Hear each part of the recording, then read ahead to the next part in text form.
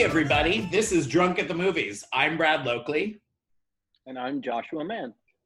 And today we're going to talk about two movies. Each episode we're going to talk about two movies. We've already gotten some fans who have made suggestions for later episodes. They would like a Tom Cruise themed episode.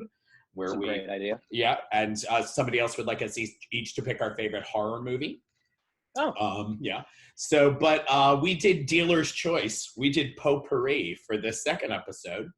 And the movie I chose was Barbarella, a 70s classic, or late 1960s. 68. 60. Oh, look, he looked it up. He did. I looked it up for a myriad of reasons. Hold on. We're going to do Barbarella second because it deserves to be the closer. I am going to finish shaking my espresso martini because I need a little pick-me-up while you tell everyone the movie you made me watch that I'd never seen before in my life, and it took an hour and 50 minutes out of my existence during a pandemic. Go ahead. I suggested you watch Dumb and Dumber. Now, why would one suggest that movie? I believe it to be one of the better comedies of all time. No, wait, you're not. And also, I am genuinely serious, and I also bring it up because one of my favorite debates is who gives a better performance in the movie, Daniels or Carey.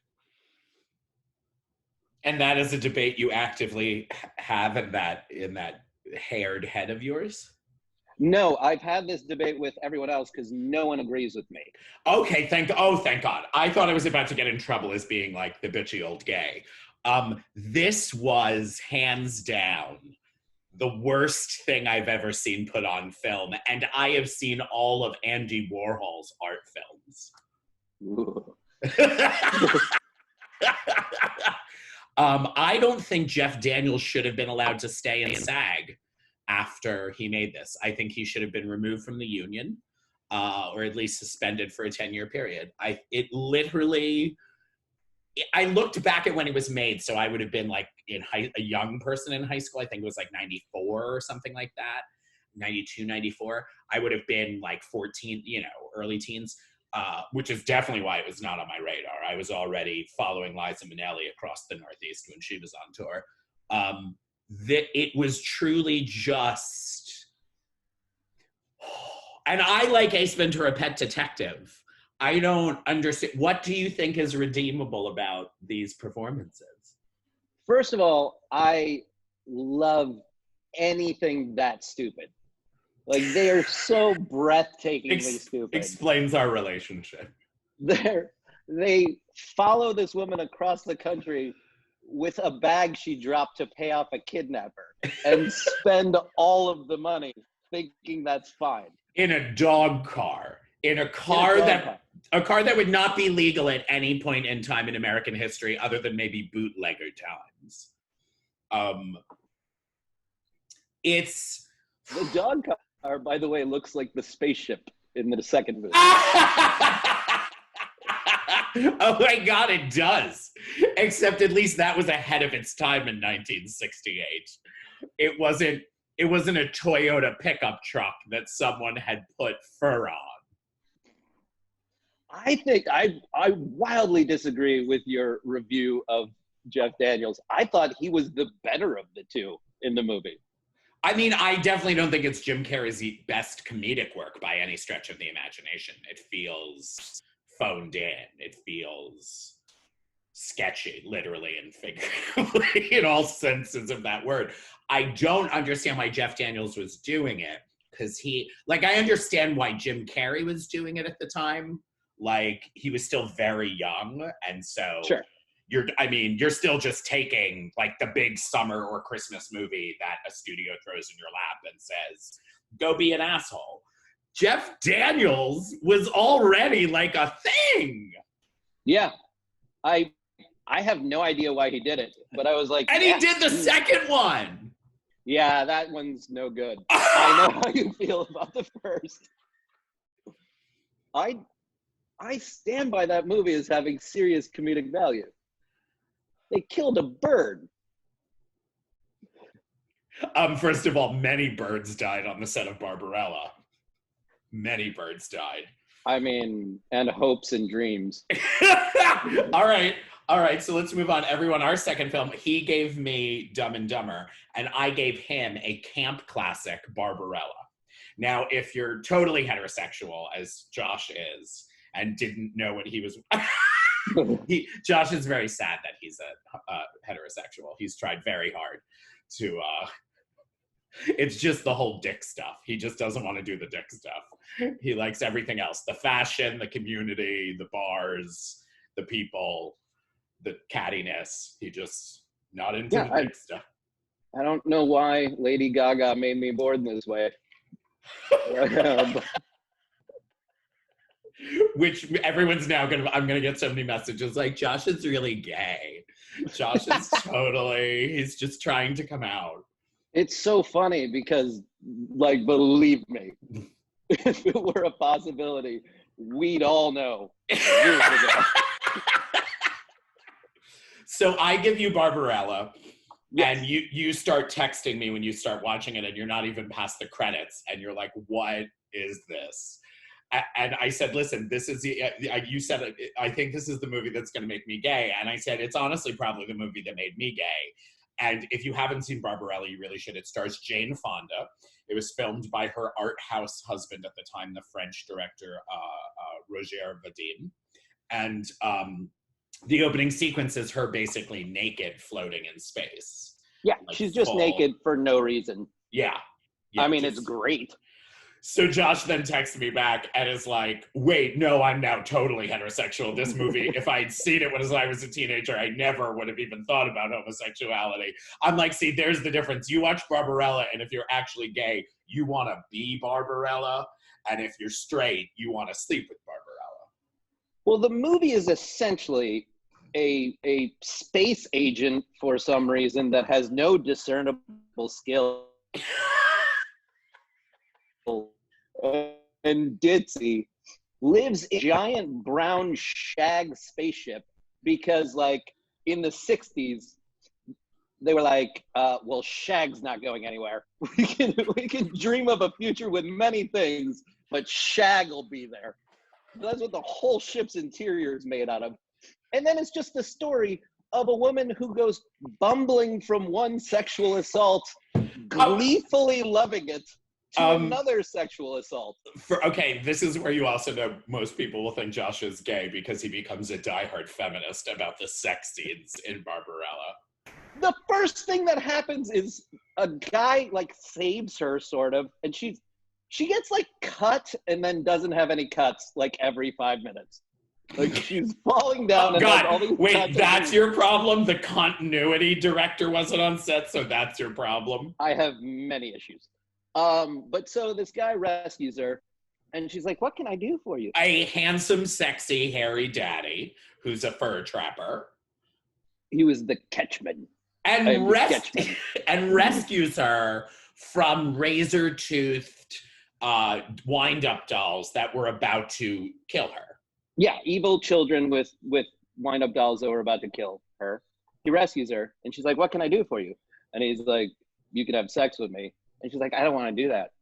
And he's like, but you said, what can I do for you? Excuse me. She doesn't want to have sex the ancient way, because at this point, but what people who haven't seen Barbarella don't understand is the galaxy has evolved by the time of Barbarella, so you don't just have sex with anyone with your genitals. That's what poor people do. You would take this pill that spiritually and emotionally connects you, and you put your hand. Yeah, you put your hand up to each other, and then you have it's like Sting. You have a full body tantric orgasm without ever, doing anything other than touching hands. She wants to have sex with him. She just doesn't want to do it like doggy on the shag carpet. She doesn't particularly want to have sex with him. She's like, no, and then she's kind of like, all right, I guess, with the pill or whatever. And he's like, no, not with the pill. God, it really is. You just made me realize it was kind of basically like a man saying, like, and no birth control either, bitch. Yeah. And then she reluctantly agrees to do it the old-fashioned way. And then the next scene is just her rolling around happy as a clam. Yeah. She's never been happier. Which means it wasn't sexual assault. So it was Josh's face. Okay. So then a little while later, like she meets a blind angel. Pygar. Who basically looks like Rocky from Rocky Horror Picture Show. Yeah, and his performance is magic. I mean, compared to Jim Carrey and Jeff Daniels in Dumb and Dumber. An angel does not make love. An angel is love. Yes! Of course, angels can't have emotions. They don't have souls the way humans do. They are a different metaphysical species. You don't think it's genius that the evil empress, who's fierce as fuck. God. By the way, as attractive as Jane Fonda was, I was way more into the evil empress. Yes. She looked like she would slit my throat right after sex. Yep. Thank you, Mom. Wow. We'll do a whole separate video podcast about that statement right there. Yeah, no, she's wonderful. When he says an angel doesn't make love, an angel is love, she goes, then you're a dead duck. With that eye patch and her switchblades. Pretty, pretty. Hello, pretty, pretty. She only calls Jane Fonda pretty, pretty. My favorite was, I think it was, hello, pretty, pretty, my pretty. And she was like, my name isn't my pretty. I mean, again, the script was written entirely by French drunk polygamists. So the That's English the Constitution. translation.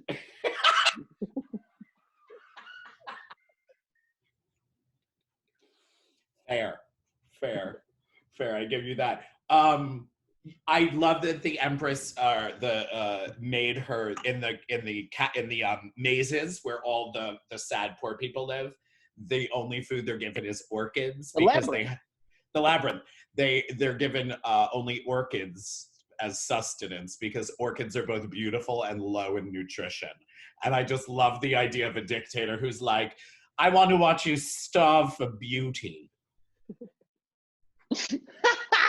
Like the fact no gay people, like the fact this wasn't written by me drunk at night in like art school when I was 20 fascinates me. Like straight men sat down in a room and said, here's the movie we're gonna make. First of all, I still think you'd have written a better movie because nothing in this movie makes sense. Everything in Dumb and Dumber. I mean, wasn't that a documentary? Wasn't that Tiger King? I'd argue it was better than Tiger King, but we're not going down that road. Oh, if I wasn't enjoying this martini, I would throw it at my laptop right now. By the way, my favorite thing, and we're going to veer hard, but it'll come back. Trump bragging about getting bachelor numbers during his things makes no sense to me. I was just like, call me when you're getting Tiger King numbers. Because The Bachelor doesn't do that well. And we're all of us locked in our houses just watching TV. And you're still bachelor numbers? I had like a meme I wrote that I posted to Facebook like a day and a half ago that has now had like 8 million views and 100,000 shares. And that never happens with my shit. Like my fan base is my fan base. And I'm like, wow, people are really sitting around. Just like retweet. I still can't get that. It was one of the least funny things I thought I ever wrote, but of course it meant it was relatable to America. Okay, back to Barbarella. Yes. So then, but the sex with Pygar is consensual. The sex with the spy is consensual, and it's the hand sex. Yeah, with Dildano, or his name is Dildano. The only man who doesn't rape her is named Dildano. So you're telling me that's not, and you're not telling me that's not good writing? That the only thing not to assault the woman is Dildano? My other favorite moment is when she first arrives in like the evil empress's kingdom. Yeah. She gets cornered by two guys. Yeah. And she's like, "What do you want?" Oh. It's like, oh, clearly you're gonna be inside me. Like, she doesn't seem to have a problem. The whole point was that their theory in the script was that one of the reasons she's so innocent is that she was born millennia years later. So there is full equality. Sexuality doesn't exist anymore. Genders don't exist. People are truly just like having sex the way people hug each other, or the way it's transactional, it's familial, it's, you know what I mean? Like, that was the whole concept, is that she doesn't have to like prove she's a liberated woman. Women were liberated 2,000 years ago in this reality. And so we're men, and so we're gays, and so we're angels, and so we're evil empresses. I mean, the Matmos, the idea of a metaphysical lava product, clearly based off a lava lamp when they were drunk and high, that is positively charged so it can only exist on negative energy. I mean, come on! Yeah, it's liquid evil. And it vomits her up because this woman who's had sex with everyone and is still too pure. Still too pure. Yeah, and she can still go darker. And she fucks the orgasmera to death. She fucks the machine. She fucks the machine that is meant to fuck everyone to death in the universe. Yeah. To death. That is fucking feminism. Is it? Using your sex to destroy the thing that a man made to destroy other people with sex. Okay, I don't have an argument for it because it ultimately was just like the Phantom of the Opera but with orgasms. Like, he was just playing a weird fucking organ and the metaphor wasn't lost. Like, oh, it's an organ. Wow, you made me watch Dumb and Dumber and you're like, it was an organ. Well, here's the thing about the difference between Dumb and Dumber and Barbarella, and there are a few.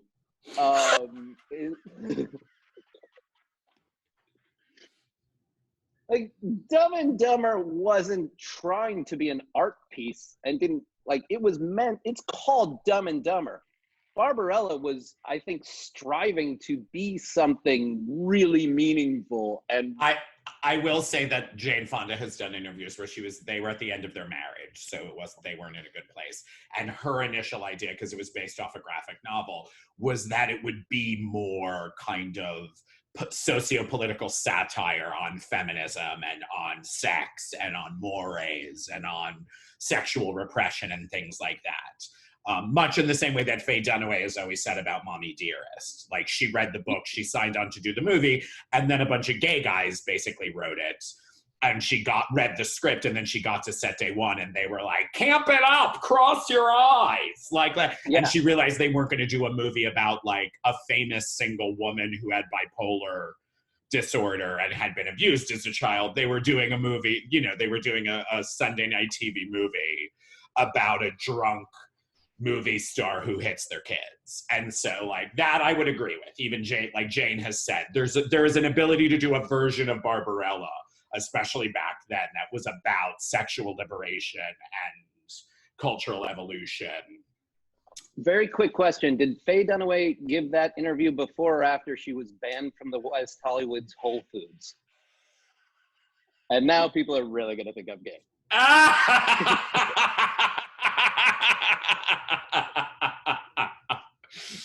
Even like LA people who would normally just say, oh, you live and work in LA. Even that's like, wait, there are going to be gay men in West Hollywood who are Googling Faye Dunaway Whole Foods. I mean, no worse than Lainey Kazan being arrested for trying to steal a honey-baked ham out in her pants during Thanksgiving a few years ago in the Burbank pavilions. Although if that happened this week, that's not a news story. I would like to believe we could still have some normalcy and someone would tell me Lainey Kazan had a honeyed ham in her undergarments. That's the beginning of the world's worst poem. Lady Kazan had a honeyed ham hidden in her undergarments.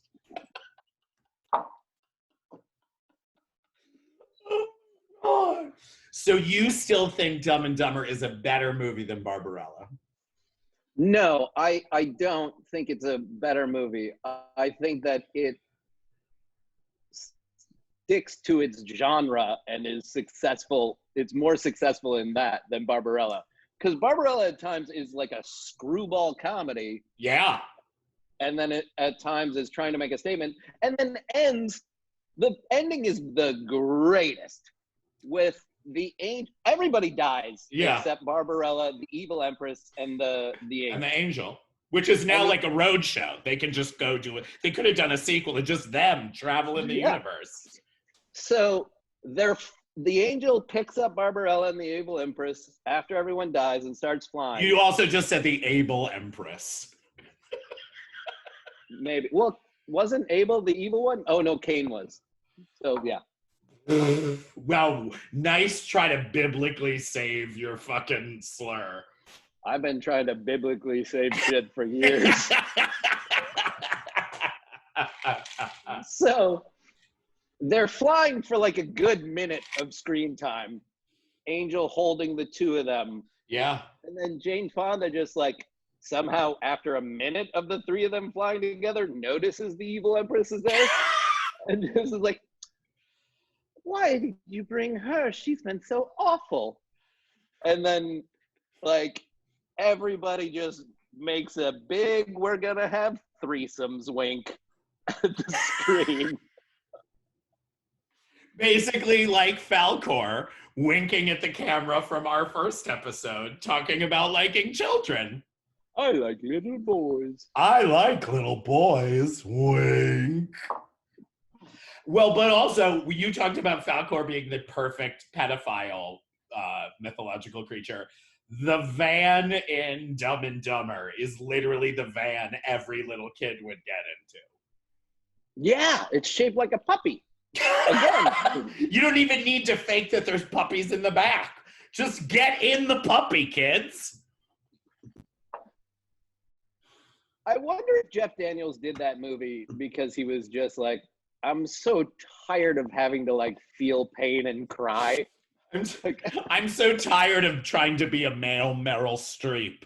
Maybe if I just cross my eyes and go for 3 months on set and cash a check. Or like, I wonder if like his kid suddenly had to go to college and he was like, shit, you got into Harvard and we didn't save for it. I need like $1 million really quick. There was something hilarious about the moment, and I mean, I still laugh at it. When Lauren Holly all like cutely makes a snowball and tosses it, and then Jeff just like hammers her with one. Oh, so you're mad? Wants to fight her. You're mad about questionably consensual, futuristic sci-fi sex scenes, but you're totally fine with a man beating the shit out of a woman with a block of ice. No, that's not what happened. It was a snowball fight. And it was not a snowball fight. When you throw a sheet of ice at someone.